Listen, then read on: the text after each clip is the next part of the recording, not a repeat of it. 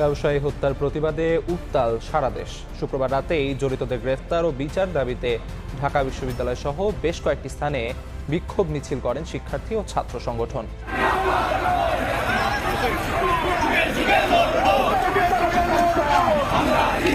সোহাগ হত্যাকারীদের বিচারের আওতায় এনে দ্রুত শাস্তি নিশ্চিত করতে হবে। হাট বাজার প্রত্যেকটা জায়গায় জায়গায় ছাত্রদল যুবদল চাঁদা দিবে না মেরে ফেলছে। বিএনপির সমস্যাটা কোথায়? সবকিছুর দাম কিন্তু বাড়লো এই এখনই। আমি কিন্তু এখন বিএনপি দেখতে পারি না। কেন? বিএনপি খালি সরকারে যাবার চায়। আমি আর এখন বিএনপিকে দেখতে পারি না। তারা ক্ষমতায় যাওয়ার জন্য মানুষ থেকে অমানুষে পরিণত হয়েছে। এবার রাজধানী মিটফোর্ডের ঘটনাটি সামাজিক যোগাযোগ মাধ্যমে ব্যাপক আলোচনার জন্ম দিয়েছে। একজন মানুষ হয়ে কিভাবে অন্য একজন মানুষকে এরকম নৃশংসভাবে হত্যা করতে পারে? পাথর নিক্ষেপ করে হত্যা নিয়ে মুখ খুলেছেন বঙ্গবীর কাদের সিদ্দিকী। এছাড়া উক্ত ঘটনাটি নিস্তব্ধ করেছে গোটা দেশের মানুষকে। ডক্টর ইউনূসের ব্যর্থতা ও অযোগ্যতার কারণেই প্রতিনিয়ত এমন নৃশংসতম ঘটনা ঘটছে। এ বিষয়ে কি বলছে বিশ্লেষকরা? বিস্তারিত জানতে সম্পূর্ণ ভিডিওটি দেখতে থাকুন। দর্শক, আমরা অনেক বেশি বড় ক্রান্তিকালের মধ্যে আছি বোধহয়। আমরা জাতি হিসেবে বোধহয় অনেক বেশি পিছিয়ে যাচ্ছি। আমরা মানুষ কিনা, আমাদের মধ্যে আদৌ মনুষ্যত্ব আছে কিনা, আমরা যে পরিবর্তনের স্বপ্ন দেখেছিলাম সেই পরিবর্তনের এতটুকু ছোঁয়াও পেলাম কিনা, সেই প্রশ্ন বারবার উঠছে। একটি ভিডিও জাতির বিবেককে নাড়িয়ে দিয়েছে। সেই খবর আপনারা সবাই জানেন, আমরা সবাই জানি। গতকালকে সারা দিন সারা রাত এটা নিয়ে যা হয়েছে, বীভৎসতার সর্বনিম্ন পর্যায়ে যদি কোনো কিছু বিবেচনা করা যায়, কিংবা বীভৎসতার সর্বনিম্ন না সর্বোচ্চ পর্যায়টা যদি বিবেচনা করা যায়, তাহলে বোধহয় সেটিও অতিক্রম করে ফেলল। আমাদের বিবেক তবুও বিদ্ধ হলো কি না সেটা একটা বড় প্রশ্ন। আমরা যখন চরম সংকটের মধ্যে রয়েছি, আমরা যখন আয়ামে জাহিলিয়াতের যুগের মতো কর্মকাণ্ডে, এমনও আলোচনা হচ্ছে চতুর্দিকে যে আয়ামে জাহিলিয়াতের যুগেও এমন নিষ্ঠুর পাষাণ আচরণের গল্প ছিল কিনা, সেই প্রসঙ্গ তুলনামূলকভাবে যখন আসছে, বিভিন্ন জন সামাজিক যোগাযোগ মাধ্যমে সেই প্রশ্ন যখন তুলছেন, বিভিন্ন রাজনৈতিক দল থেকে সেই প্রশ্ন তোলা হচ্ছে, তখন প্রশ্নটা আসে যে এর শেষ কোথায়? মজার ব্যাপার হচ্ছে যে যারা এই ঘটনাটা ঘটিয়েছে তারাই আবার বিচার চাইছে, তারাই আবার মিছিল করছে, আন্দোলন করছে। এর চাইতে হাস্যকর ব্যাপার আর হতে পারে না। কিন্তু আজকে যারা অভিযুক্ত হচ্ছে তারাই কি এই বাংলাদেশে এই বর্তমান সময়ে গত 10-11 মাস জুড়ে মব সন্ত্রাস, মব নামক যে আতঙ্ক, সেটা কি শুধু তারাই ছড়িয়েছে? বিশ্লেষকরা বলছেন, নানাভাবে আলোচনা হচ্ছে, সরকারের পক্ষ থেকে মবকে স্বীকার না করা, মবকে নানাভাবে জাস্টিফাই করতে যাওয়া, মবের পক্ষে নানা ধরনের বিবৃতি দেওয়ার চেষ্টা করা সরকারের বিভিন্ন পর্যায়ের ব্যক্তিদের, গুরুত্বপূর্ণ ব্যক্তিদের, মবকে অস্বীকার করা, মবকে প্রেশার গ্রুপ হিসেবে ব্যাখ্যা দেয়া।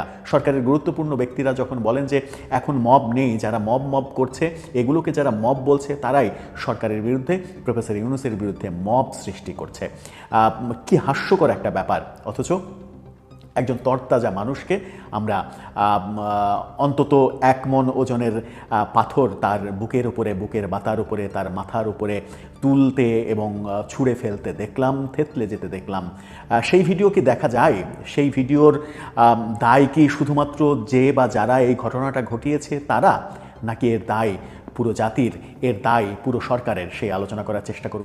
বলছিলাম, এই যে মিটফোর্ড হাসপাতালের গেটে যে ঘটনাটা হয়েছে, 9 তারিখে ঘটনা হয়েছে, আমরা জানলাম কবে? 11 তারিখে। তার মানে হচ্ছে যে গণমাধ্যম এটাকে নিয়ে, গণমাধ্যম খবর করতে চায়নি। যখন সোশ্যাল মিডিয়াতে ভিডিওটা ভাইরাল হয়েছে, তখন গণমাধ্যমের টনক নড়তে বাধ্য হয়েছে তারা। দায়সারা আমরা প্রতিবেদন দেখেছি। রাতের দিকে, রাত 8টার দিকে একটি টেলিভিশন চ্যানেলের খবর দেখছিলাম। সেই টেলিভিশন চ্যানেল এই খবরটাকে 30 সেকেন্ডের একটা প্যাকেজে শেষ করেছে। অন্য খবর, একই দিনে খুলনাতে আরেকটা হত্যাকাণ্ডের ঘটনা ঘটেছে, গুলি করে পায়ের রগ কেটে হত্যাকাণ্ড ঘটানো হয়েছে। সেই খবরটাকে এত বড়, এত বেশি বিশ্লেষণ করা হয়েছে যেন মিডফোর্ডের সামনে যে ঘটনাটা ঘটে গেল বাংলাদেশের ইতিহাসের, হত্যাযজ্ঞের ইতিহাসের নিষ্ঠুরতম অধ্যায় যদি লেখা হয় তাহলে নিশ্চিত করে 1, 2, 3-এর মধ্যে এই ঘটনাটা থাকবে। সেটাকে নিয়ে গণমাধ্যমের আগ্রহের কমতি দেখা গেল। রহস্যটা কোথায়? গণমাধ্যম এরকম নিশ্চুপ, গণমাধ্যম এরকম ক্লিবের মতো আচরণ করছে কেন? আওয়ামী লীগ আমলে আমরা দেখেছিলাম বিশ্বজিৎ হত্যাকাণ্ড। পুরান ঢাকায় বিশ্বজিৎকে ছাত্রলীগের একটা দল তারা কুপিয়ে মেরেছিল। সেই ঘটনা এতদিন পর্যন্ত আমাদের কাছে মনে হচ্ছিল যে বাংলাদেশের ইতিহাসে বোধহয় ন্যাক্কারজনক হত্যাকাণ্ডের ঘটনা, যা চোখে দেখা যায় না নির্মমতার দিক থেকে, সেই বিশ্বজিতের হত্যাকাণ্ডই বোধহয় সব থেকে বেশি আলোচিত হবে। কিন্তু যে সময়টাতে আমরা ভালো থাকতে চাই, যে সময়টাতে আমরা বিশ্বজিৎকে যারা হত্যা করেছে তাদের খারাপ বলে, তাদের ফ্যাসিস্ট বলে বিদায় দিয়েছি, যখন আমরা সুখের স্বপ্ন দেখছি, নতুন বাংলাদেশের স্বপ্ন দেখছি, তখন আমরা দেখলাম কি ঢাকা বিশ্ববিদ্যালয়ে একজনকে ঘটা করে খেতে দিয়ে খাওয়ার পরে পিটিয়ে হত্যা করা হলো। সেই স্মৃতি আমরা ভুলে গেছি। তারপরে মিডফোর্ডের সামনে পাথর দিয়ে ছুঁড়ে তাকে থেতলে মেরে ফেলা হলো। এর চাইতে নির্মম যে পাথরখণ্ডটা তুলে এভাবে আছাড় দেয়া হচ্ছিল শরীরের ওপরে, প্রায় নিস্তেজ শরীরের ওপরে, এই দৃশ্য কি দেখা যায়? এই দৃশ্য দেখা যায় না। কিন্তু এর দায়ভার কে নেবে? অভিযোগ আসছে যে যারা এই হত্যাকাণ্ড ঘটিয়েছে তারা বিএনপির বিভিন্ন অঙ্গ সংগঠনের রাজনীতির সঙ্গে জড়িত। তাৎক্ষণিকভাবে বিএনপি তাদেরকে অনেককে বহিষ্কারও করেছে। কিন্তু যিনি হত্যাকাণ্ডের শিকার হয়েছেন সোহাগ, তিনিও বিএনপির রাজনীতির সঙ্গে জড়িত, এমন তথ্য সামনে নিয়ে এসেছেন আল জাজিরার সাংবাদিক জুলকার নায়েন শায়ের। তিনি একটি ছবি সামনে নিয়ে এসে বলার চেষ্টা করেছেন এবং প্রমাণ করার চেষ্টা করেছেন যে এই লোকও বিএনপির রাজনীতির সঙ্গে জড়িত। তার মানে হচ্ছে যে কোন রাজনীতির সঙ্গে জড়িত কে, সেটা আসলে বিচার্য বিষয় নয়। এই ঘটনা বিএনপি করলো না এনসিপি করলো, নাকি আওয়ামী লীগ করলো, নাকি জামাত করলো, সেটা কি আমাদের কাছে বিচার্য বিষয়? আমাদের কাছে বিচার্য বিষয় হচ্ছে আমরা কতটা নিচে নেমে গেছি, আমরা সামাজিক জীব হিসেবে কতটা নিকৃষ্ট অবস্থানে চলে গেছি যে এই রকম হত্যাকাণ্ড আমার সমাজে হচ্ছে এবং বারবার এরকম ঘটনার একটা রিহার্সেল পিরিয়ড গিয়েছে। সেই রিহার্সেল পিরিয়ডে আমরা এগুলোকে পাত্তা দিইনি। আমরা এগুলোকে এক ধরনের ক্ষোভ, এক ধরনের ক্রোধ, এক ধরনের প্রেশার গ্রুপ এভাবে ব্যাখ্যা করার চেষ্টা করেছি। 17 বছর, 15 বছর, 15.5 বছর আওয়ামী লীগ অনেক ভুল করেছে। আওয়ামী লীগ বিশ্বজিৎ হত্যাকাণ্ড ঘটিয়েছে, সেটা স্মৃতির পাতায় আমাদের রয়েছে। কিন্তু এই যে ঘটনা, মিডফোর্ডের সামনে যে ঘটনাটা ঘটলো, কিংবা ঢাকা বিশ্ববিদ্যালয়ে যে ছাত্রকে খেতে দিয়ে ডাইনিংয়ে খাওয়াইয়ে তারপরে ঘটা করে প্ল্যান সাজিয়ে নাটকের চিত্রনাট্য লিখে যাকে পিটিয়ে হত্যা করা হলো, সেই সব দৃশ্য ঘটনা ঘটার পরেও আমরা তুলনামূলক চিত্রের মধ্যে থাকি। তুলনামূলক চিত্রের মধ্যে যেমন এই যে মিডফোর্ডের এই ঘটনার পরেও নির্লজ্জ বেহায়ের মতো অনেককে সামাজিক যোগাযোগ মাধ্যমে লিখতে দেখছি আওয়ামী লীগের বিরুদ্ধে, আওয়ামী লীগ ফ্যাসিস্ট, আওয়ামী লীগ এটা করেছে, আওয়ামী লীগের লোকজন এখন এটাকে বেশি করে প্রচার করছে, আওয়ামী লীগ এইভাবে সুযোগ খোঁজার চেষ্টা করছে, আওয়ামী লীগ এটাকে সমালোচনা করে নিজেদের সিম্প্যাথি তৈরি করার চেষ্টা করছে। এর চেয়ে বেহায়া কর্মকাণ্ড কি আর আছে? ভাই, আওয়ামী লীগ খারাপ, আওয়ামী লীগ ফ্যাসিস্ট, এই জন্য তো আওয়ামী লীগকে আমরা তাড়িয়েছি, আওয়ামী লীগকে বিদায় করেছি। আওয়ামী লীগ বিদায় হয়েছে, আওয়ামী লীগের রাজনীতি এখন প্রায় আইসিইউতে। সেই অবস্থায় এই ঘটনার প্রকৃত চিত্র নিয়ে কথা বলা বাদ দিয়ে যদি আমরা এখনো আওয়ামী লীগ নিয়ে পড়ে থাকি, তাহলে সরকারের বিভিন্ন স্টেক হোল্ডার, সরকারের মধ্যে থাকা বিভিন্ন ব্যক্তি যেভাবে গত 10-11 মাস ধরে মবকে প্রতিষ্ঠিত করেছেন, মবকে পৃষ্ঠপোষকতা দিয়েছেন, মবকে উৎসাহিত করেছেন, মবকে স্বীকার করেননি, বরং যারা মবের কথা বলেছে তারাই নাকি সরকারের বিরুদ্ধে মব সৃষ্টি করছে, এমন অধ্যত্বপূর্ণ কাল্পনিক কথা পর্যন্ত বলেছেন, সেগুলোর কি কিছুই হবে না? সেগুলো কি আমরা বিবেচনায় নেব না? এই ঘটনাগুলো হলো, এই ঘটনায় কি বিএনপির ওপরে অভিযোগ এসেছে, বিএনপির রাজনীতির কি খুব লাভ হলো না? অনেকে সামাজিক যোগাযোগ মাধ্যমে এই লেখাও লিখছেন যে একদিনে এক রাতে বিএনপির 1 কোটি ভোট কমে গেছে।